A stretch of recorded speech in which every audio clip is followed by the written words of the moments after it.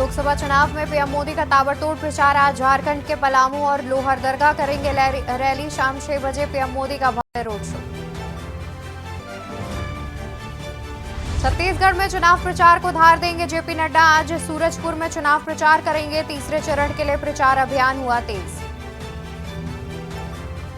लोकसभा चुनाव में सीएम ने तेज किया प्रचार। यूपी के कई जिलों के साथ आज एमपी में देंगे धार। सुबह 11 बजे गुना में भरेंगे चुनावी हुंकार। मल्लिकार्जुन खड़गे आज कलबुर्गी में भरेंगे चुनावी हुंकार। शाम 5 बजे करेंगे चुनावी बैठक। कलबुर्गी नॉर्थ में शाम 7:30 बजे करेंगे चुनावी जनसभा।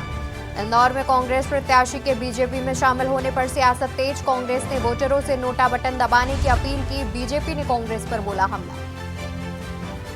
दिल्ली एनसीआर में आज बदलेगा मौसम का मिजाज। आंधी बारिश की चेतावनी जारी। लोगों को तेज गर्मी से राहत मिलने के आसार। आप देख रहे हैं के न्यूज, खबरों का सारथी। नमस्कार, आप देख रहे हैं के न्यूज इंडिया और मैं हूं आपके साथ अवंतिका अवस्थी। हम चर्चा करेंगे कानपुर में नमो का रोड शो, जहां पर प्रधानमंत्री नरेंद्र मोदी आज कानपुर में रोड शो करेंगे। शाम 5:30 बजे कानपुर के गुरुद्वारा में टेकेंगे माथा। गुरुद्वारा से खोया मंडी तिराहे तक निकलेगा रोड शो। पीएम मोदी के साथ सीएम योगी आदित्यनाथ भी रहेंगे मौजूद। करीब 2.5 घंटे कानपुर में रहेंगे प्रधानमंत्री नरेंद्र मोदी। 7 विधानसभाओं को नापेंगे प्रधानमंत्री नरेंद्र मोदी। सुरक्षा के लिए रहेंगे कड़े इंतजाम। एटीएस कमांडो भी मौजूद रहेंगे। पीएम के रोड शो के चलते वाहनों के किए गए रूट डाइवर्ट। प्रधानमंत्री नरेंद्र मोदी आज कानपुर में करेंगे रोड शो। प्रधानमंत्री नरेंद्र मोदी का कानपुर में होगा रोड शो। पीएम मोदी के साथ सीएम योगी भी रहेंगे मौजूद।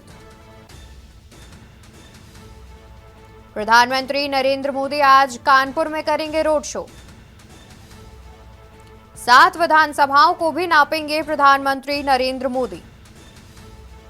सुरक्षा के रहेंगे कड़े इंतजाम। एटीएस कमांडो भी रहेंगे मौजूद। पीएम के रोड शो के चलते वाहनों के किए गए रूट डाइवर्ट। पीएम मोदी का कानपुर में रोड शो। प्रधानमंत्री नरेंद्र मोदी कानपुर में करेंगे रोड शो। शाम 5:30 बजे कानपुर के गुरुद्वारे में टेकेंगे माथा। गुरुद्वारे से खोया मंडी तिराहे तक निकलेगा रोड शो। पीएम मोदी के साथ सीएम योगी आदित्यनाथ भी रहेंगे मौजूद। करीब 2.5 घंटे कानपुर में रहेंगे प्रधानमंत्री नरेंद्र मोदी। 7 विधानसभाओं को भी नापेंगे प्रधानमंत्री नरेंद्र मोदी।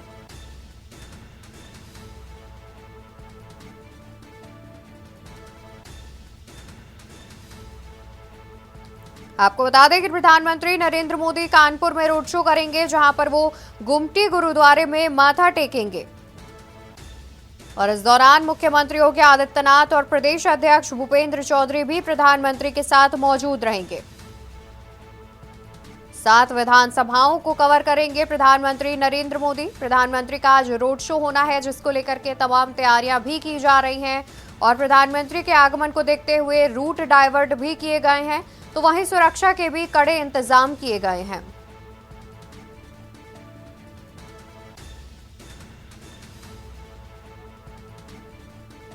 और प्रधानमंत्री के रोड शो की बात हम आपको बता रहे हैं, जहां पर प्रधानमंत्री नरेंद्र मोदी रोड शो करेंगे। आपको बता दें कि प्रधानमंत्री के दौरे को, रोड शो को देखते हुए सुरक्षा के तमाम कड़े इंतजाम भी किए गए हैं।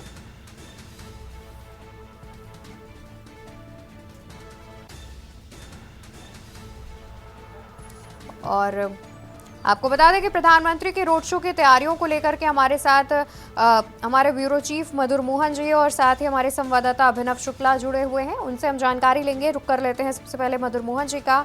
मधुर मोहन जी, देखा जाए तो प्रधानमंत्री नरेंद्र मोदी का पहला कानपुर में रोड शो है और जिस तरीके से तस्वीरें भी सामने आ रही हैं, तो प्रधानमंत्री के आगमन से पहले ही तमाम तैयारियां कर ली गई हैं। मोदी का रोड पहली बार कानपुर में रोड शो होने जा रहा है और ये 5:30 बजे जो नरेंद्र मोदी है वो यहाँ पे गुमटी गुरुद्वारा जो बना है वहाँ पे आ जाएंगे। यहाँ मत्था टेकेंगे और मत्था टेकने के बाद तो यहीं से ठीक सामने क्रॉसिंग के उल्टी साइड से ये यहाँ से 1 किलोमीटर का रोड शो करेंगे। हम आपको तैयारियों का भी दिखाना चाहेंगे, सामने दिखाना चाहेंगे। ये सामने गुरुद्वारा बना है, सामने इस गुरुद्वारे में वो आएंगे, इस गुरुद्वारे में मत्था टेकने के बाद, और ये सामने से जो आपको रोड एक लेन दिख रही है, इस लेन पे जो ये लेन दिख रही है, इस लेन से ये यहाँ पे जो पब्लिक है वो ब्लॉकेज बनाए गए, उस ब्लॉकेज में पब्लिक खड़ी की जाएगी और वहीं से रोड शो चालू करेंगे। 1 किलोमीटर का रोड शो होगा, ये संत नगर चौराहे से खत्म होगा। ये कम से कम 2.5 घंटे का कार्यक्रम इनका होगा कम से कम, क्योंकि बहुत बड़ा ये रोड शो है। और ये जो पूरा कार्यक्रम जो किया जा रहा है, एसपीजी ने इसको हैंड ओवर ले लिया। कल रात से एसपीजी ने जो सुरक्षा व्यवस्था उसमें ले लिया, सुबह से ही सुरक्षा व्यवस्था यहाँ पे देखी जा रही है। कोई भी बाहरी व्यक्ति जो है वो नहीं आ पाएगा और सबको चेकिंग करके अंदर भेजा जाएगा। जी बिल्कुल। और मधुर मोहन जी, देखा जाए तो सुरक्षा के भी काफी कड़े इंतजाम हैं, और जिस तरीके से प्रधानमंत्री सबसे पहले गुरुद्वारा पहुंच करके वहां पर माथा टेकेंगे, तो गुरुद्वारे में भी विशेष तरह के इंतजाम किए गए होंगे प्रधानमंत्री के आगमन को देखते हुए। जी बिल्कुल। अगर सुरक्षा व्यवस्था की बात करें तो एसपीजी ने पूरा कल रात से ही पूरा हैंड ओवर कर लिया अपना। तो जो भी कार्यक्रम जहां जहां कार्यक्रम इनके हैं मोदी जी के हैं, हम बात करेंगे तो गुरुद्वारे की, वहां पे एसपीजी ने हैंड ओवर कर लिया। उन्होंने अपने जो सिपाही हैं वो लगा दिए हैं, पुलिस व्यवस्था भी वहां पे कर दी गई है। जो 1 किलोमीटर रोड शो है, पूरे रोड शो में एसपीजी रहेगी। एसपीजी की चप्पे चप्पे नजर, जितने भी मकान है हर मकान में पुलिस प्रशासन ने अपने सिपाही लगा दिए हैं, एसपीजी का एक सिपाही भी रहेगा। तो पूरा जो मतलब हम बात करें यदि इनकी सुरक्षा व्यवस्था पूरी मुस्तैद कर दी गई है। तो कम से कम 2.5 से 3 लाख आदमी का जो जनता है उसके अनुमान है, देखने के अनुमान लगाया गया है। लेकिन क्योंकि पहला रोड शो है और मोदी एक सबकी पसंद है, इसलिए जो भीड़ है, भीड़ आने की बहुत कवायद है कि बहुत भीड़ आएगी। इसके लिए प्रशासन ने सब व्यवस्था कर रखी है। बिल्कुल। और साथ ही मधुर मोहन जी, देखा जाए तो जिस तरीके से कानपुर और कानपुर देहात में दोनों ही जगहों पर 13 मई को मतदान होना है, और उससे पहले ही प्रधानमंत्री पहुंच रहे हैं और उनके साथ मुख्यमंत्री भी मौजूद नजर आएंगे, तो कहीं ना कहीं जनता जो है वो भी काफी जो है उत्साहित होती हुई दिख रही है, क्योंकि वो भी पहली बार अपने शहर में प्रधानमंत्री को देख पाएंगे। तो जनता की अगर बात की जाए तो वो भी काफी उत्साहित दिख रही होगी। जी बिल्कुल। ये सुबह जैसे के न्यूज की टीम जो यहाँ मौके मौजूद है वो वाकई देख रही है कि यहाँ जो कितने पब्लिक है, वहाँ जो जनता है वाकई आज के हमारे साथ कुछ जनता के लोग खड़े हैं, उनसे बात भी करेंगे कि कितना उत्साह है उनके, कितना उत्साह है। प्रधानमंत्री आज आ रहे हैं, रोड शो है, आप लोग सुबह से यहाँ पर है, कितना उत्साह आप लोग के अंदर? प्रधानमंत्री के आगमन पर हम लोग रात्रि से ही नहीं, कल रात से पलकों बिछा करके उनका आगमन का इंतजार कर रहे हैं, बड़े हौसले बुलंद करके। तो उनके आने से ये गुमटी का जो रंग रोगन हुआ है, जो ये चमक दिख रही है, ऐसे ही मोदी जी से आग्रह है कि देश की चमक ऐसे ही बरकरार बनी रहे, हर देश के कोने कोने तक आपका ही झंडा जगमगाता रहे। और आने वाले 5 वर्ष हम जैसे युवाओं की अपेक्षा है कि ये जो विपक्ष मतलब के जो मुद्दे बना के लाता है, इन मुद्दों को विहीन करते हुए आप नए पथ को अग्रसर करते हुए हम जैसे युवाओं, बुजुर्गों, महिलाओं, बच्चों सबके जीवन को उत्तम बनाने का जो एक विशाल हृदय रख करके जो आप काम कर रहे हैं, तो हम लोग ये समझ रहे हैं, हम लोगों युवाओं का ये कितनी खुशी हो रही है देखने के लिए। खुशी तो ये है कि शब्द नहीं निकल रहा है कि मैं बोलूं तो क्या बोलूं। मोदी जी के लिए जो काम हमने 10 साल इनका नेतृत्व जो देखा है, तो 10 साल में जो अमूलचूल परिवर्तन नहीं, बहुत अच्छा परिवर्तन दिखा देश हित में। जैसा कि आपने देखा, ये युवा है, युवा वाकई बहुत खुश है, कह रहे बहुत अपार खुशी है। हम और युवा है, उनसे पूछना चाहेंगे कितनी खुशी आज मोदी जी आ रहे हैं, आप लोग देखिए कितनी खुशी आप लोग को? बहुत खुशी है सर, हम जानकर यहाँ मोदी जी का आगमन है। पहली बार जो मोदी कानपुर दोबारा आ रहे हैं, मेट्रो उद्घाटन में आए थे, इस बार फिर आ रहे हैं। देख रहे हैं यहाँ जितना उत्साहित यहाँ के लोग हैं मोदी जी के आगमन से, हो सकता है आने वाली सरकार उन्हीं की होगी। आप देखते जितने युवा हैं कितना खुश हैं, बता रहे हैं अभी जो पहले युवा बात उनका कल रात से वो यहाँ पर हैं, और जो अभी बात हुई कह रहे बहुत उत्साह है। तो कहीं ना कहीं जो मोदी जी एक लोकप्रिय नेता हैं और वाकई उनको देखने के लिए बहुत लोग आ रहे हैं। जी बिल्कुल। जाहिर तौर पर जिस तरीके से तस्वीरें भी सामने आ रही हैं, तो कहीं ना कहीं जनता जो है वो भी काफी उत्साहित नजर आ रही है प्रधानमंत्री को अपने शहर में देखने के लिए। और हमारे साथ लगातार संवाददाता अभिनव शुक्ला भी जुड़े हुए हैं। अभिनव, आपका भी रुख करना चाहेंगे। और देखा जाए तो प्रधानमंत्री कानपुर पहुंच रहे हैं और जानकारी है कि वो लगभग 7 विधानसभाओं को कवर करेंगे रोड शो के जरिए। तो क्या रोड मैप जो है वो पूरी तरीके से तैयार कर लिया गया है? प्रधानमंत्री कहां से किस तरीके से आगे बढ़ेंगे, उसकी क्या कुछ जानकारी है?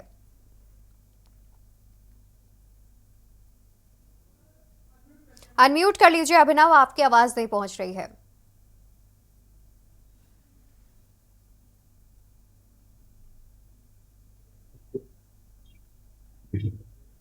जी जी अभिनव। बिल्कुल जिस तरीके से प्रधानमंत्री कानपुर आ रहे हैं, कानपुर में 5:15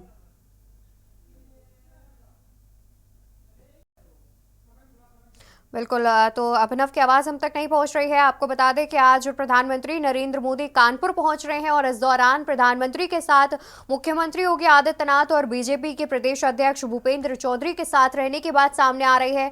और प्रधानमंत्री के आगमन को देखते हुए तमाम जो तैयारियां की गई हैं, पूरा शहर है वो भगवामय दिख रहा है और प्रधानमंत्री के आगमन को लेकर के तमाम विशेष तैयारियां की गई हैं और साथ ही पूरे शहर को सजाया भी गया है।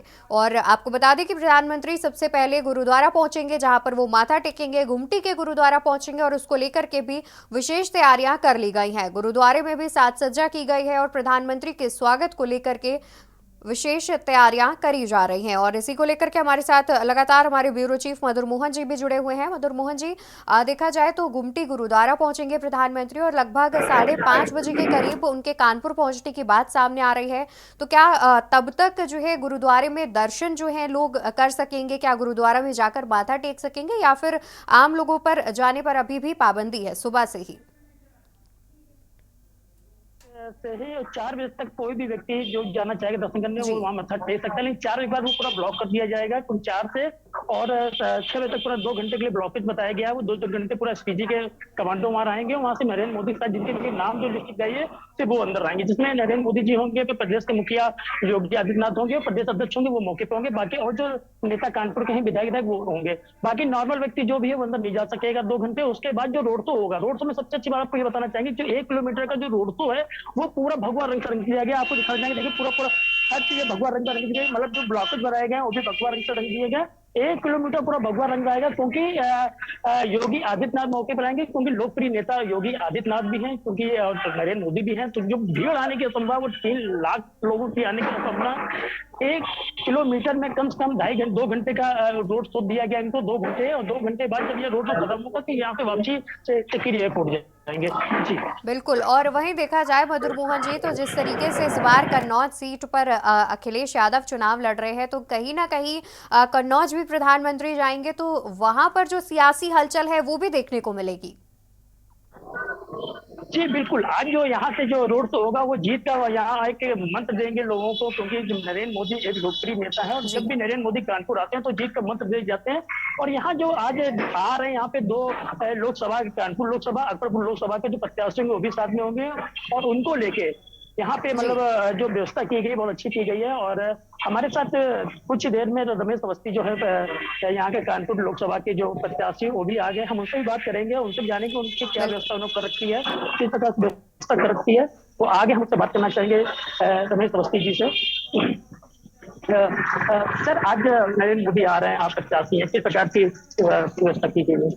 देखिए, बड़ा सौभाग्य की बात है कि माननीय प्रधानमंत्री ने कानपुर वासियों का एक सपना मान लीजिए था कि तो कानपुर में लोग चाहते थे कभी माननीय प्रधानमंत्री जी कानपुर में आके रोड शो करें और हम उनको करीब से देखें। कानपुर वासियों का वो सपना पूरा हुआ और आज पहली बार माननीय प्रधानमंत्री जी को इससे करीब से देखेंगे। तो बड़ा उत्साह का वातावरण है। आप देख रहे हैं कि आज अभी शाम को प्रोग्राम होना है और सुबह से ही भीड़ चालू हो गई। कल रात में भी हजारों लोग यहाँ थे, तो बहुत ही उत्साह का वातावरण है और एक पूरा मोदी में कानपुर हो गया है। कितनी भीड़ आने का संभावना उनको देखने के लिए? अब की भीड़ का अंदाजा नहीं, 4 से 5 लाख की भीड़ की उम्मीद कर रहे हैं, हो सकता है ज्यादा भी आ जाए। अपार भीड़ की अभी लोग कयास ही लगा रहे हैं कितनी भीड़ है। बहुत जबरदस्त भीड़ आएगी और बहुत वातावरण इतना जबरदस्त है भाजपा में कि भीड़ का अनुमान लगाना है 4 से 5 लाख भीड़ आएगी। आप देख सकते हैं जैसा कि 85 रमेश अवस्थी उनके साथ 4 से 5 लाख लोग आने के साथ सामने है और बहुत लोगों के अंदर खुशी है। खुद 85 होने के बाद जिनका खुशी देख रहे हैं। बिल्कुल मधुर मोहन जी, और जिस तरीके से देख रहे हैं कि पूरी जो नगरी है वो भी भगवामय हो गई है। बहुत शुक्रिया आपका ज्यादा जानकारी दर्शकों तक पहुंचाने के लिए। तो आपको बता दें कि आज प्रधानमंत्री नरेंद्र मोदी और मुख्यमंत्री योगी आदित्यनाथ कानपुर पहुंच रहे हैं। करीब 7 विधानसभाओं को रोड शो के जरिए कवर करते हुए नजर आएंगे और इस दौरान पूरे शहर में तैयारियां भी की गई हैं और साथ ही प्रधानमंत्री और मुख्यमंत्री के आगमन को देखते हुए सुरक्षा के भी काफी कड़े इंतजाम किए गए हैं। और फिलहाल यहाँ पर रुकेंगे एक छोटे से ब्रेक के लिए, जल्द हाजिर होंगे। आप देख रहे हैं की न्यूज़ खबरों। ब्रेक से वापस आ गए हैं, रुक करते हैं खबरों की ओर। खबर आपको राजधानी दिल्ली से बता दें, जहां पर बिहार और झारखंड दौरे पर प्रधानमंत्री नरेंद्र मोदी। दोनों राज्यों में प्रधानमंत्री करेंगे धुआंधार प्रचार। 12:45 पर बंगाल के बर्धमान में करेंगे रैली। पश्चिम बंगाल के फूलपुर में 2:30 बजे होगी रैली। 12:45 पर बंगाल के बर्धमान में करेंगे रैली। पश्चिम बंगाल के फूलपुर में 2:30 बजे करेंगे रैली।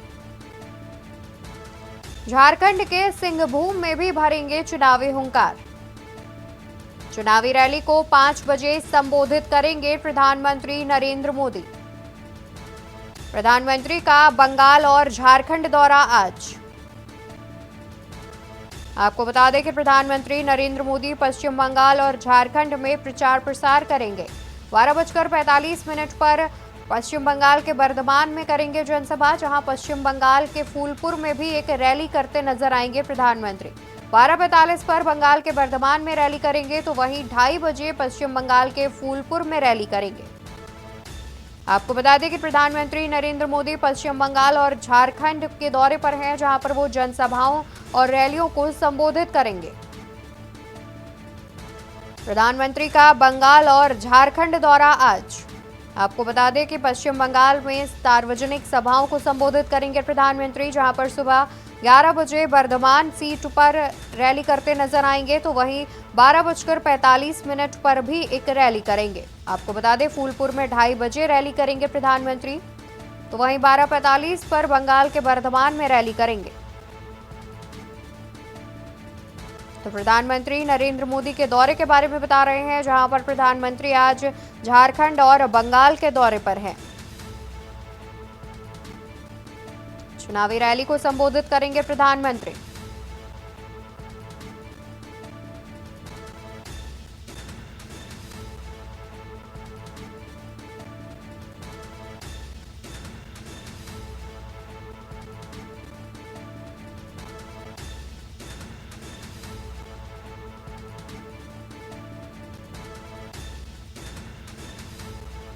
तो प्रधानमंत्री नरेंद्र मोदी का झारखंड और पश्चिम बंगाल का दौरा, जहां पर 2:30 बजे पश्चिम बंगाल के फूलपुर में रैली करेंगे और झारखंड के सिंहभूम में भी चुनावी हुंकार भरते नजर आएंगे प्रधानमंत्री। चुनावी रैली को 5 बजे प्रधानमंत्री संबोधित करेंगे। झारखंड और पश्चिम बंगाल के दौरे पर हैं प्रधानमंत्री नरेंद्र मोदी, जहां दोनों ही राज्यों में प्रधानमंत्री करेंगे धुआंधार प्रचार। प्रधानमंत्री प्रचार प्रसार करने दोनों ही राज्यों में पहुंच रहे हैं।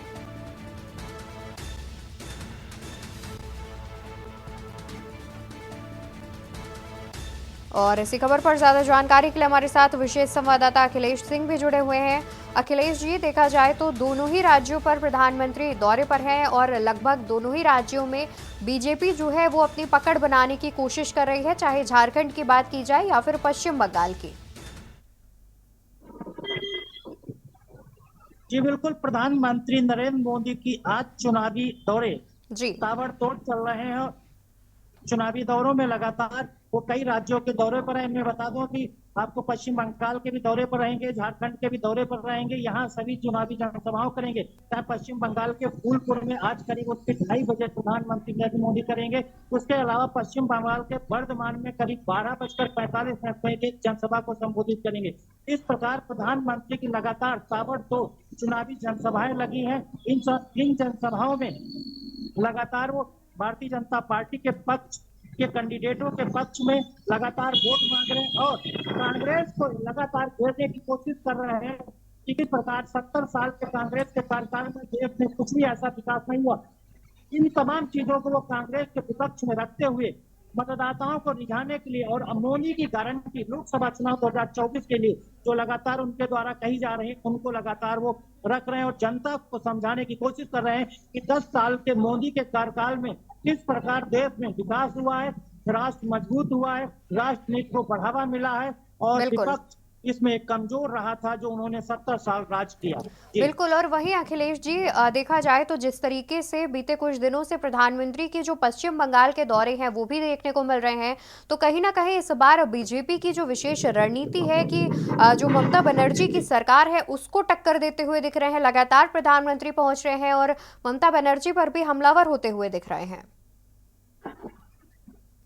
देखिए, आपको बता दें कि पश्चिम बंगाल में भारतीय जनता पार्टी काफी पहले से ही पूर्णतः पैर जमाने की कोशिश कर रही जी। आप पिछला विधानसभा चुनाव पर देखें, वहां पर भारतीय जनता पार्टी ने किस तरह से ममता बनर्जी को पश्चिम बंगाल में चारों तरफ से घेरने की कोशिश की थी, लेकिन ममता बनर्जी को घेरने में कामयाब उतना नहीं हो पाए थे। लेकिन भारतीय जनता पार्टी ने इस बार लोकसभा चुनाव 2024 में पिछली बार की जीती हुई सीटों को आंकड़ा बनाने के लिए एक चक्रव्यूह की तरह रणनीति तैयार की है।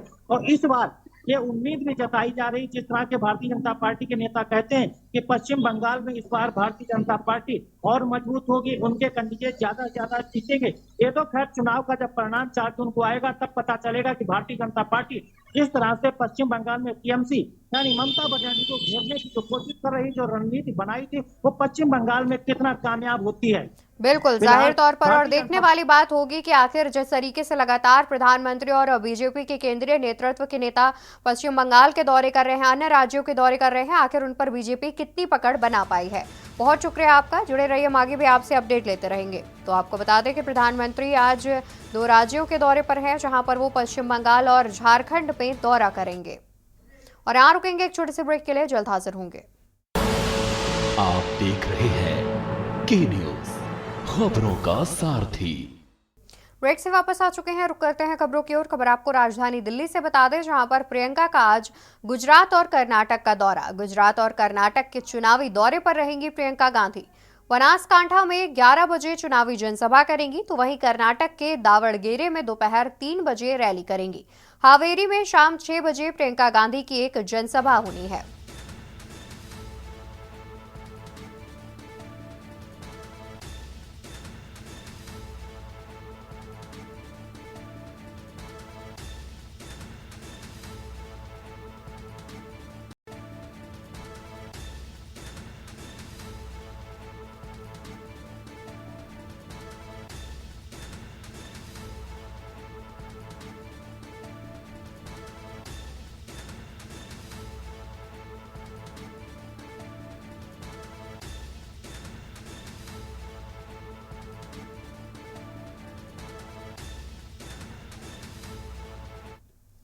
वहीं आपको बता दें कि मल्लिकार्जुन खड़गे का आज कर्नाटक दौरा। कांग्रेस अध्यक्ष मल्लिकार्जुन खड़गे आज अपने कर्नाटक दौरे पर रहेंगे, जहां कर्नाटक के चुनावी दौरे पर रहेंगे कांग्रेस अध्यक्ष मल्लिकार्जुन खड़गे।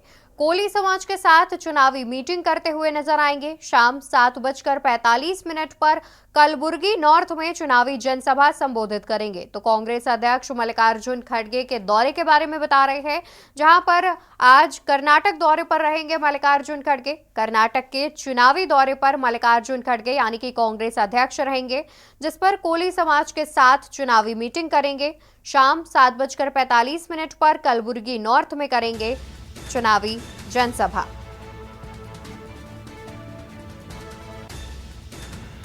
तो आज कर्नाटक दौरे पर कांग्रेस अध्यक्ष मल्लिकार्जुन खड़गे।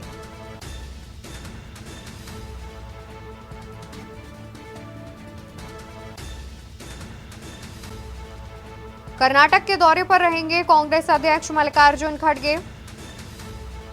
शाम 7:45 पर कलबुर्गी नॉर्थ में करेंगे चुनावी जनसभा। कांग्रेस अध्यक्ष का कर्नाटक दौरा आज।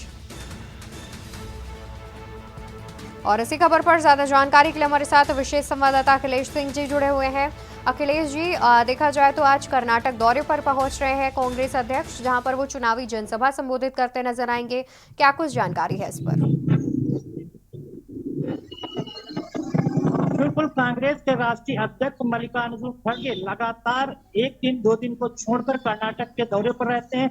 इसकी सीधी वजह ये मानी जाती है कि मल्लिकार्जुन खड़गे कर्नाटक के ताल्लुक रखते हैं और वहां पर उनको ज्यादा से ज्यादा सीटें जिताने का लक्ष्य भी है और वहां पर कांग्रेस की प्रदेश में सरकार भी है। इसलिए ज्यादा दायित्व बन जाता है कि मल्लिकार्जुन खड़गे यानी कांग्रेस वहां से कर्नाटक में अच्छी सीटों के साथ जीत दर्ज करे। और जहां तक आपको बता दें कि आज मल्लिकार्जुन खड़गे जो कर्नाटक के दौरे पर हैं, मल्लिकार्जुन खड़गे ने जिस कलबुर्गी क्षेत्र में आज कांग्रेस की एक सामाजिक संगठन को साधने की मीटिंग रखी है। बता दें कि कलबुर्गी क्षेत्र एक ऐसा है जहां पर कोली समाज बहुत अहम भूमिका निभाता है। वहां पर कोली समाज के मतदाताओं की संख्या इतनी ज्यादा है, वो कहीं भी अगर एक तरफा झुकाव रखते हैं और किसी भी पार्टी के संगठन में अगर उनका एक तरफा झुकाव देखने को मिलता है तो वहां पर कि उस पार्टी के कैंडिडेट को काफी बढ़त मिल जाती है। शायद यही रणनीति है कि कांग्रेस के राष्ट्रीय अध्यक्ष मल्लिकार्जुन खड़गे आज कर्नाटक के कलबुर्गी क्षेत्र में एक सामाजिक संगठन कोली समाज के साथ बैठक कर रहे हैं या करीब शाम 5 बजे के आसपास बैठक रखी है।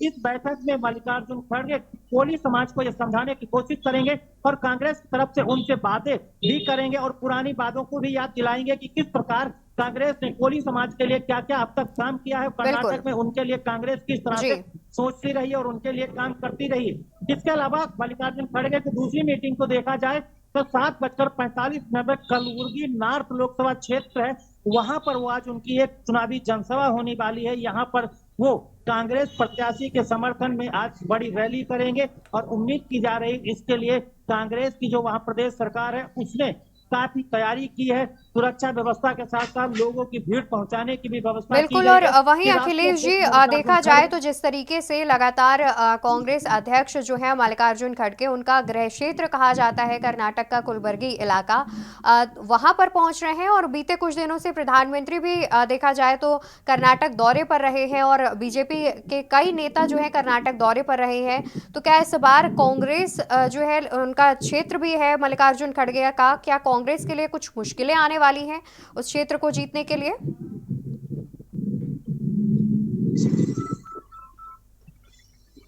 आपको बता दें कि कर्नाटक एक ऐसा दक्षिण भारत का राज्य है जहां पर कांग्रेस भी मजबूती के साथ चुनाव लड़ती है और भारतीय जनता पार्टी भी वहां पर मजबूती से चुनाव लड़ती है, क्योंकि भारतीय जनता पार्टी भी वहां कई बार सरकार बना चुकी है। इसलिए भारतीय जनता पार्टी की कर्नाटक में अच्छी खासी पकड़ मतदाताओं के बीच में देखी जाती है। लेकिन कांग्रेस का भी कर्नाटक बहुत अच्छा गढ़ रहा है और इस समय कांग्रेस की वहां पर प्रदेश में सरकार चल रही है और वहां पर कांग्रेस के नेता सिद्धारमैया मुख्यमंत्री हैं। इसलिए कहा जा रहा है कि भारतीय जनता पार्टी कांग्रेस को टक्कर देने की कोशिश तो करेगी, लेकिन कांग्रेस को वहां पर एक तरफा लाभ इसलिए भी मिलने की उम्मीद जताई जा रही है कि प्रदेश सरकार के चलते जो उन्होंने वादे कांग्रेस पार्टी की तरफ से विधानसभा चुनाव में किए गए थे उनको प्रदेश सरकार ने पूरा किया है और उनको वादों को वो लगातार पूरा करते जा रहे हैं। इसलिए कांग्रेस के प्रति लोगों को झुकाव नजर आता है, लेकिन वोट में कितना तब्दील होगा और भारतीय जनता पार्टी को कितना वोट मिलेगा और कांग्रेस के मतदाताओं कांग्रेस पार्टी को कितना मतदाता पसंद करते हैं और जब मतगणना होगी 4 जून को तो पता चलेगा कि प्रदेश बिल्कुल सरकार जाहिर तौर पर जिस तरीके से जब 4 जून को फैसला आएगा तभी ये स्थिति स्पष्ट होती नजर आएगी। लेकिन इस सीट पर देखा जाए तो लगातार बीजेपी और कांग्रेस दोनों ही की ओर से दौरे किए जा रहे हैं, चुनावी जनसभा की जा रही है जिससे जनता को साधा जा सके। बहुत शुक्रिया आपका अधिक जानकारी दर्शकों तक पहुंचाने के लिए। तो आपको बता दें कि कांग्रेस अध्यक्ष मल्लिकार्जुन खड़गे आज कर्नाटक दौरे पर हैं, जहां पर वो चुनावी जनसभा को संबोधित करते हुए नजर आएंगे। तो वहीं हम आपको बता दें कि 2 राज्यों के दौरे पर रहेंगे आज केंद्रीय गृह मंत्री अमित शाह। गुजरात और दमन दीव के चुनावी दौरे पर रहेंगे। 3 चुनावी जनसभाओं को करेंगे संबोधित। सुबह लगभग 11:15 पर गुजरात के बोडेली में पहली जनसभा करेंगे। दोपहर 1 बजे गुजरात के गांधी मैदान में दूसरी जनसभा होगी, तो वहीं 3:30 बजे दमन दीव में तीसरी जनसभा की जाएगी। आपको बता दें कि केंद्रीय गृह मंत्री अपने गुजरात दौरे पर हैं, जहां पर वो 3 चुनावी जनसभाओं को संबोधित करते हुए नजर आएंगे। सुबह 11:15 पर गुजरात के बोडेली में जनसभा होगी, तो वहीं 3 चुनावी जनसभाओं को संबोधित करने गुजरात पहुंच रहे हैं केंद्रीय गृह मंत्री अमित शाह। 11:15 पर गुजरात के बोडेली में पहली जनसभा होगी। केंद्रीय गृह मंत्री अमित शाह का गुजरात दौरा आज। 3 जनसभाओं को संबोधित करेंगे केंद्रीय गृह मंत्री।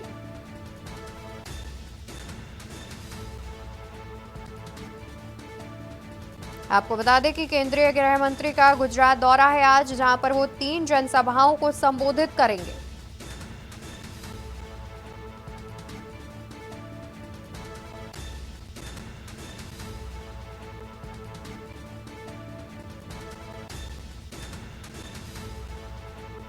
केंद्रीय गृह मंत्री अमित शाह का गुजरात दौरा आज। केंद्रीय गृह मंत्री अमित शाह आज गुजरात दौरे पर हैं, जहां पर वो 3 जनसभाओं को करेंगे संबोधित।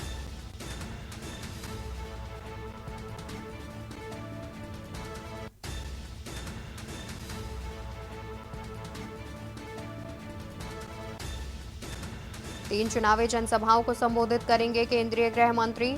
जहां 11:15 पर गुजरात के बोडेली में पहली जनसभा करेंगे। 3 चुनावी जनसभाओं को संबोधित करने केंद्रीय गृह मंत्री पहुंच रहे हैं गुजरात। और इसी खबर पर ज्यादा जानकारी के लिए हमारे साथ विशेष संवाददाता अखिलेश सिंह भी जुड़े हुए हैं। अखिलेश जी, देखा जाए तो केंद्रीय गृह मंत्री का गुजरात से पुराना नाता रहा है और इस दौरान वो 3 चुनावी जनसभाओं को आज संबोधित करते हुए नजर आएंगे, तो कहीं ना कहीं बीजेपी की जो पकड़ है वो गुजरात पर अमूमन मजबूत ही देखी जाती है, लेकिन इस दौरान वो और इस चुनावी धार को मजबूती देने के लिए गुजरात पहुंच रहे हैं। बिल्कुल, केंद्रीय गृह मंत्री अमित शाह आज 2 प्रदेश के दौरे पर हैं और दोनों प्रदेशों में वो ताबड़तोड़ चुनावी दौरे करेंगे और चुनावी जनसभाओं को संबोधित भी करेंगे। आपको बता दें कि गुजरात एक ऐसा राज्य है जहां पर प्रधानमंत्री नरेंद्र मोदी और गृह मंत्री अमित शाह की सबसे ज्यादा चुनावी जनसभाओं की मांग होती है और मतदाता गुजरात का है वो खासकर अमित शाह और नरेंद्र मोदी के नाम पर ही वोट डालने के लिए आगे आता है। तो गुजरात में लगातार जिस तरह से मांग बढ़ रही है, तो एक बार फिर आज अमित शाह के वहां पर 2 रैली लगाई गई हैं। तो गुजरात के जो 2 रैली का अगर शेड्यूल देखा जाए तो अमित शाह आज सबसे पहले चुनावी जनसभा गुजरात के बोडोली में करेंगे, जो करीब 11:15 पर होगी। यहाँ पर भारी संख्या में भीड़ जुटना शुरू हो गई है और लोग जुट भी रहे हैं। जिस तरह से हम विजुअल हमारे पास आ रहे हैं उनसे लग रहा है कि इस सभा में काफी भीड़ जुटेगी और अमित शाह की दूसरी जनसभा 1:15 पर गुजरात के गांधी मैदान में होगी और वहीं तीसरी जनसभा दमनदीप में रखी गई है, जो विवेकानंद स्पोर्ट्स कॉम्प्लेक्स में होगी। इस तरह से देखा जाए कि अमित शाह लगातार गुजरात को पहुंच रहे हैं और दूसरे राज्यों में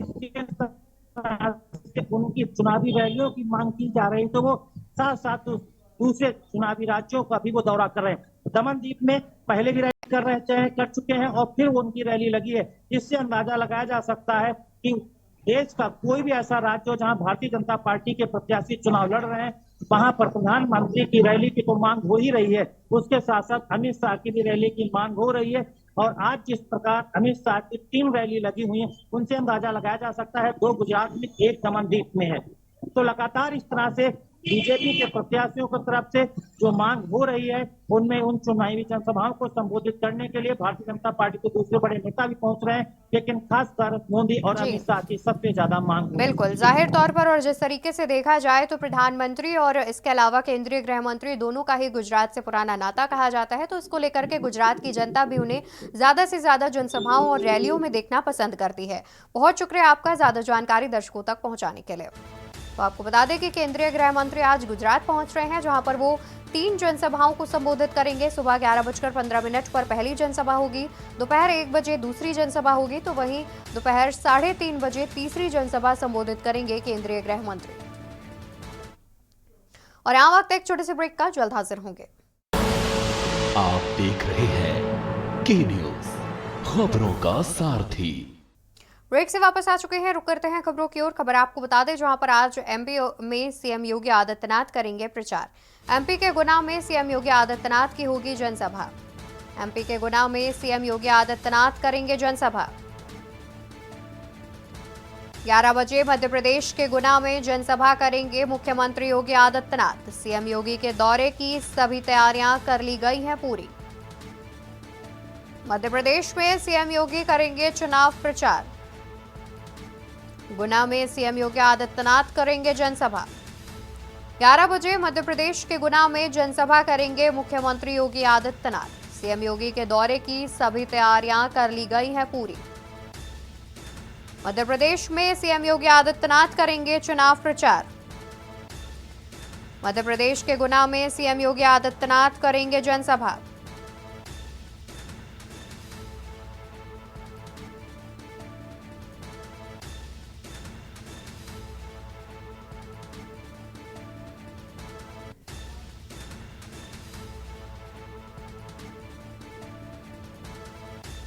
और इसी खबर पर ज्यादा जानकारी के लिए हमारे साथ भोपाल से संवाददाता सुनील मालवीय जुड़े हुए हैं। सुनील, आज देखा जाए तो मुख्यमंत्री योगी आदित्यनाथ पहुंच रहे हैं गुना में और वो जनसभा करते नजर आएंगे, क्या कुछ जानकारी है? जी बिल्कुल, देखिए अवधि का निश्चित तौर से लोकसभा चुनाव का महापर्व है, और चुनाव के महापर्व को लेकर चाहे कोई भी पार्टी हो, चाहे कांग्रेस हो या इंडिया गठबंधन हो, तो सभी लोगों के ताबड़तोड़ दौरे चल रहे हैं। लेकिन आज फिर जो है गुना लोकसभा सांसदीय सीट पर जो ज्योतिरादित्य सिंधिया चुनाव लड़ रहे हैं, वहां पर उत्तर प्रदेश के जो सीएम है योगी आदित्यनाथ का दौरा है। योगी आदित्यनाथ 11 बजे वहां पर गुना पहुंचेंगे, और पूरी जो तैयारियां हैं वहां पर पूरी तैयारियां कर ली गई है, और एक बड़ी सभा को संबोधित करेंगे। और अगर बात की जाए तो क्योंकि योगी ऐसा चेहरा माना जाता है, मध्य प्रदेश में जब विधानसभा चुनाव हुए थे तो योगी के ताबड़तोड़ दौरे हुए थे, और अब फिर लोकसभा चुनाव में भी दौरे हो रहे हैं, तो एक बड़ा अहम चेहरा माना जा रहा है मध्य प्रदेश में योगी को। जी बिल्कुल, यानी कि देखा जाए तो जिस तरीके से मुख्यमंत्री योगी आदित्यनाथ पहुंच रहे हैं, तो कहीं ना कहीं बीजेपी की जो सरकार भी है मध्य प्रदेश में, तो उसको भी चुनावी धार मिलेगी। और इस दौरान मुख्यमंत्री योगी आदित्यनाथ के साथ मंच पर कौन कौन मौजूद रहेगा, इसकी क्या कुछ जानकारी है? जी बिल्कुल, देखिए मध्य प्रदेश के मुख्यमंत्री मोहन यादव रहेंगे, और जो लोकसभा प्रत्याशी ज्योतिरादित्य सिंधिया वो उनके साथ रहेंगे, और तमाम जो स्थानीय जो नेता है वो रहेंगे। और फिलहाल जो पहले वहां से जो सांसद थे केपी यादव, वो भी उनके साथ रहेंगे, और तमाम जो सीनियर जो लीडर्स हैं वो भी वहां पर रहेंगे उनके साथ। जी बिल्कुल, बहुत शुक्रिया सुनील आपका ज्यादा जानकारी हमारे दर्शकों तक पहुंचाने के लिए। तो आपको बता दें कि मुख्यमंत्री योगी आदित्यनाथ आज मध्य प्रदेश के गुना पहुंच रहे हैं।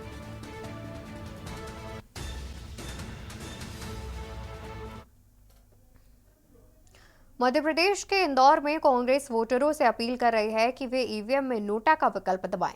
वजह है कि इंदौर सीट से कांग्रेस के उम्मीदवार ऐन मौके पर बीजेपी में शामिल हो गए। कांग्रेस के इस कदम की बीजेपी आलोचना कर रही है, तो वहीं मामले में सियासत शुरू हो गई है। देखिए हमारे इस खास रिपोर्ट में।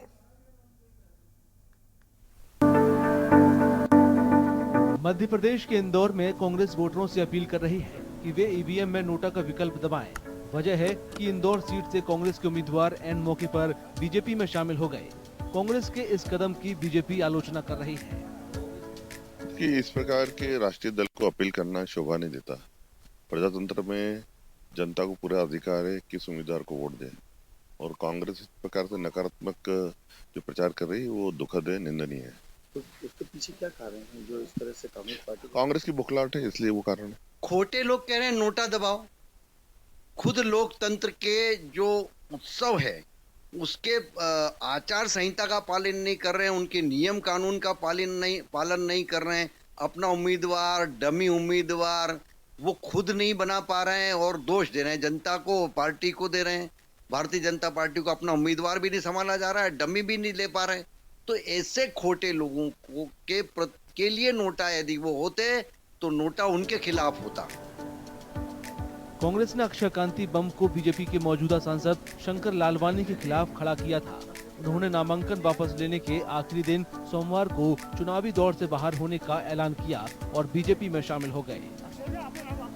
पहली बार इंदौर के इतिहास में ऐसा होगा कि एक नेशनल पार्टी जो कि मुख्य विपक्षी दल है उसका नुमाइंदा चुनाव में नहीं है, उसका नामांकन वापस जोर जबरदस्ती कर अपहरण कर वापस भारतीय जनता पार्टी के नेताओं ने कराया। इससे कलंकित और कुछ नहीं हो सकता। जनता का हक जब छिनता है तो जनता जागती है और इंदौर की जनता जागृत है, और इस बार इंदौर की जनता भारतीय जनता पार्टी को सबक सिखाएगी, नोटा का ऑप्शन लेगी जो कि सुप्रीम कोर्ट ने इस देश की जनता को दिया है। जो भारतीय जनता पार्टी की भ्रष्टाचार की सुनामी जो इस देश को बहा ले जाना चाह रही है, जो इस देश को तबाही की कगार पे ले जाना चाह रही है, इस देश से संविधान छीनने का काम करने जा रही है, जो इस देश से मिले आरक्षण पिछड़ों को, आदिवासियों को, दलितों को मिले उनके अधिकारों को, उनके मौलिक अधिकारों को छीनने का प्रयास करने जा रही है, उसके खिलाफ लामबंद होकर इंदौर शहर का हर एक कांग्रेस परिवार और कांग्रेस के कार्यकर्ता नोटा के बटन को दबाएगा और भारतीय जनता पार्टी द्वारा जो जिस तरह लोकतंत्र का चीरहरण किया जा रहा है इसका जवाब देगा। मध्य प्रदेश की इंदौर सीट पर चौथे चरण में 13 मई को वोटिंग होगी। यहां बीजेपी पिछले 35 साल से जीत रही है। अभी प्रत्याशी कोई कांग्रेस का है नहीं, बट अगर होता तो भी कोई फर्क पड़ता नहीं, क्योंकि अगर अपन देखें तो इंदौर की अभी हवाई ऐसी है कि बीजेपी ही आने वाली थी। तो अगर आप इवन नोटा को प्रमोट भी करते हैं तो उससे कोई फर्क नहीं पड़ेगा, आएगी एट द एंड रिजल्ट वही रहेगा। पहले भी बीजेपी आने वाली थी, अभी भी बीजेपी ही आएगी। ठीक हादसा नहीं है साहब, जो कांग्रेस का उम्मीदवार नाम वापस लेके हट गया।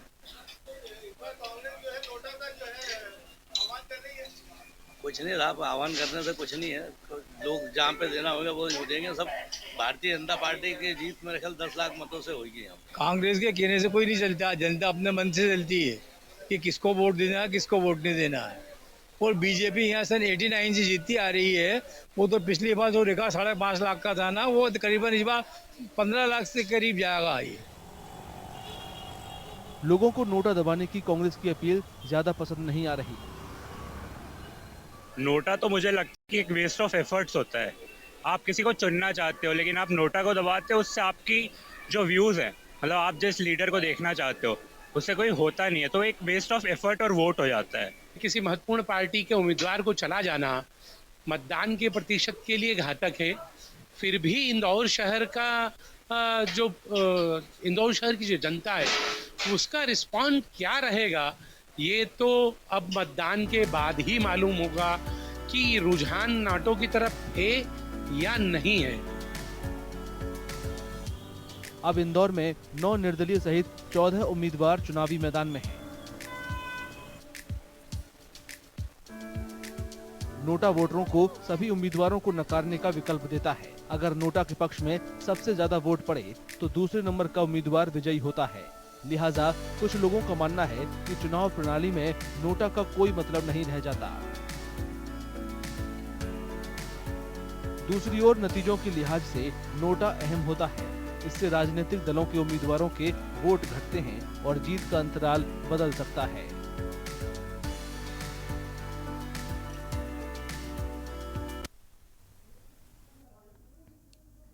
महाराष्ट्र के सांगली लोकसभा सीट पर तीसरे चरण में 7 मई को वोट डाले जाएंगे। महाराष्ट्र के सांगली लोकसभा सीट पर 6 विधानसभा सीट शामिल हैं। ये सीट 2014 तक कांग्रेस का गढ़ थी। इसके बाद इस सीट पर बीजेपी काबिज हो गई। संजय काका पाटिल पिछले 10 साल से इस सीट पर सांसद है। कैसे है इस बार का चुनावी समीकरण, देखिए इस रिपोर्ट में। महाराष्ट्र के सांगली लोकसभा सीट पर 6 विधानसभा सीट शामिल हैं। ये सीट 2014 तक कांग्रेस का गढ़ थी। इसके बाद इस सीट पर बीजेपी काबिज हो गई। संजय काका पाटिल पिछले 10 साल से इस सीट से सांसद हैं। कांग्रेस के दिग्गज नेता और महाराष्ट्र के पूर्व मुख्यमंत्री वसंत दादा पाटिल सांगली के थे। यहाँ उनकी परिवार की काफी पूछ है। बीजेपी ने इस सीट से संजय काका पाटिल को महायुति उम्मीदवार के रूप में फिर से चुनावी मैदान में उतारा है। उनका मुकाबला शिवसेना उद्धव गुट के चंद्रहार पाटिल से है। महाविकास अघाड़ी के उम्मीदवार पहलवान से नेता बने हैं। बीजेपी को केंद्र सरकार की योजनाओं की बदौलत इस सीट को बरकरार रखने का भरोसा है। एक तो इरिगेशन की स्कीम जो है, वो स्कीम के बारे में महिशाल योजना है और टेम्बू योजना के बारे में हमने पैसे ऊपर से सेंट्रल से लाए और वो योजना पूरी कर दी है। और दूसरी बात ये है, उसमें फिर एक्सटेंशन की योजना भी किया है, उसके भी टेंडर निकल चुके हैं और वो भी काम चालू हुआ है। तो आने वाले 1.5 साल में वो भी एक्सटेंशन वाली स्कीम है, वो भी पूरी हो जाएगी। शिवसेना उद्धव गुट के उम्मीदवार चुनाव के लिए बेरोजगारी और विकास के मुद्दों का सहारा ले रहे हैं। हर तालुका प्लेस में MIDC लाने की कोशिश करूंगा मैं। जो MIDC अभी जहाँ पर है वो उसका 5 स्टार MIDC में कन्वर्टर कैसे होगा, उसके लिए सोचूंगा मैं। सांगली मिरज कुपवाड़ महापालिका क्षेत्र है, वहाँ पर IT पार्क कैसे आएगा, ताकि यहाँ के युवा और युवतियों के लिए यहीं पर उनके हाथों के लिए काम मिल सके। कांग्रेस नेता और वसंत दादा पाटिल के पोते विशाल पाटिल शिवसेना उद्धव गुट को ये सीट देने से नाखुश हैं। उन्होंने निर्दलीय उम्मीदवार के रूप में पर्चा दाखिल किया है। तो ये जो लड़ाई है ये हमारी अस्तित्व की लड़ाई है। यहाँ पे कांग्रेस पक्ष बहुत सालों से प्रभावी पक्ष रहा है।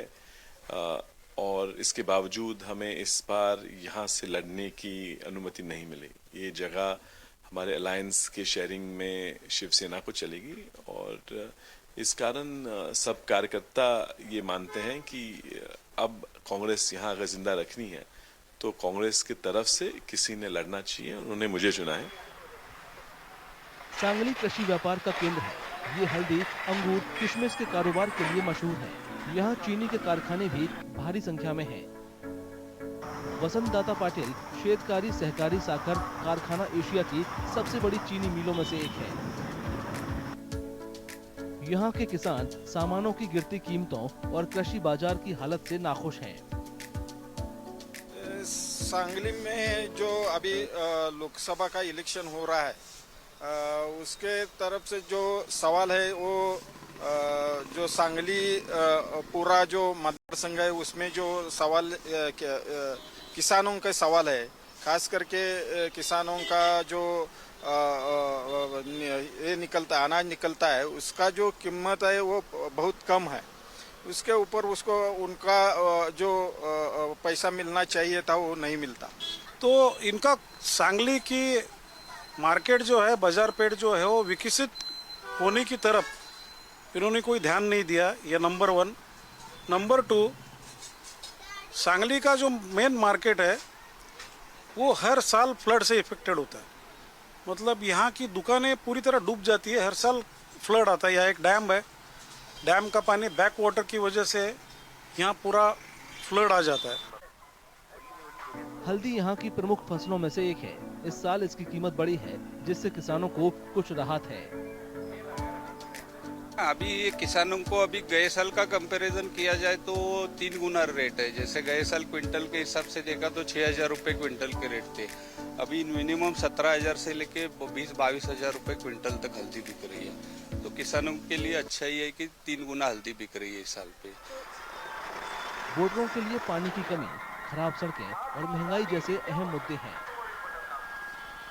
20 साल से यहाँ पे पानी का सांगली कर लोगों को अच्छा पानी, शुद्ध पानी नहीं मिलता है। और यहाँ पे जो प्रमुख समस्या है वो कनेक्टिविटी नहीं है हाईवे के लिए। अभी 10 साल से जो सांगली इस्लामपुर का जो रास्ता था वो अभी बन रहा है। तो यहाँ पे एमपी लोगों ने यहाँ पे कुछ 10 साल में इतना काम नहीं किया है, इसलिए जनता उनके खिलाफ में अभी कैंपेनिंग चल रहा है। लेडीज पूरा घर चलाती हैं, उनका जो बजट रहता है वो बजट पूरा कोलैप्स हुआ है। पहली बार तो इसमें सिलेंडर का प्रॉब्लम है। जो हमारे नेताओं ने उज्ज्वला गैस योजना जो लाई थी बीच में, और शुरू में थोड़े कम रेट से वगैरह सिलेंडर दिए, नहीं दिए ऐसे नहीं दिए, लेकिन वो कितने दिन दिए। और उसके बाद एकदम जो 400, 500, 300 रुपए के सिलेंडर थे उसके एकदम कीमत 1000, 1100 रुपए ऐसे हो गई है। रोजगार के मौकों की कमी सांगली का एक और महत्वपूर्ण मुद्दा है। बेरोजगारी की वजह से युवाओं को पुणे और मुंबई जैसे शहरों का रुख करना पड़ता है। यही प्रॉब्लम है कि आगे जाके क्या होगा इस एजुकेशन का, मतलब इसे मैं कैसे यूटिलाइज कर सकती हूँ, क्योंकि देख रहे हैं कि नौकरियाँ तो वैसे भी मिल नहीं रही, क्योंकि मैं अपने सीनियर्स की वगैरह हालत देख रही हूँ। जैसे प्रॉमिसेस किए गए थे उस हिसाब से तो कुछ हो नहीं रहा हमारी। और यहाँ रुकेंगे एक छोटे से ब्रेक के लिए, जल्द हाजिर होंगे। आप देख रहे हैं के न्यूज़, खबरों का सारथी। ब्रेक से वापस आ चुके हैं, रुक करते हैं खबरों की ओर। खबर आपको कन्नौज से बता दें। कन्नौज से खबर सामने आ रही है, जहां कन्नौज लखनऊ आगरा एक्सप्रेसवे पर भीषण हादसा। तेज रफ्तार कार डिवाइडर से टकराकर पलटी। हादसे में कार सवार 2 की मौत, 9 लोग हुए घायल। सभी को मेडिकल कॉलेज में कराया गया भर्ती।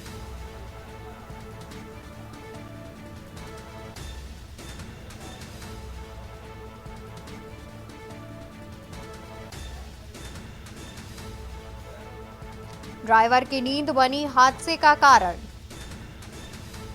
कर्नाटक से अयोध्या जा रहे थे श्रद्धालु। लखनऊ आगरा एक्सप्रेसवे पर भीषण सड़क हादसा। तेज रफ्तार कार डिवाइडर से टकराकर पलटी।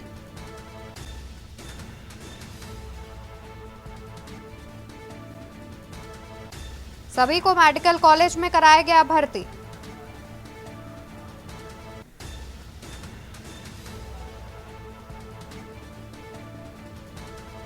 जी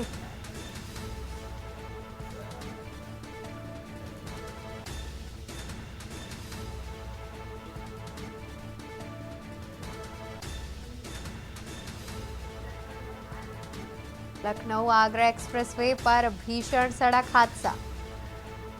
तेज रफ्तार कार डिवाइडर से टकराकर पलटी।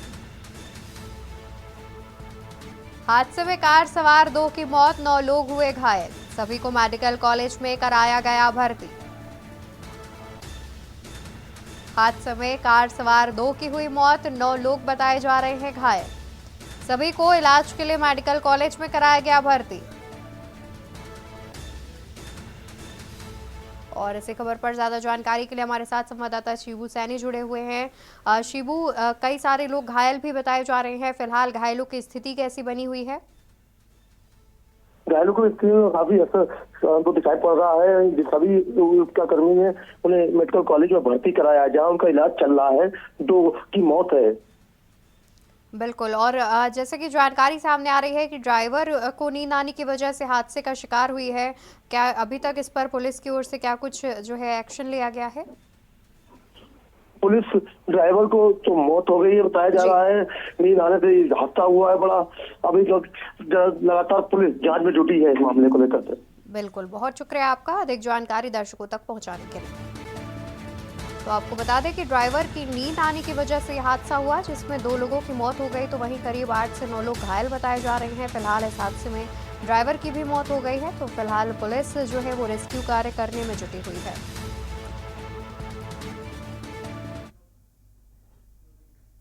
और देश के बाद में मेरे साथ फिलहाल के लिए बस इतना ही। बाकी खबरों के लिए देखते रहिए के न्यूज़ इंडिया। नमस्कार। आप देख रहे हैं के न्यूज़, खबरों का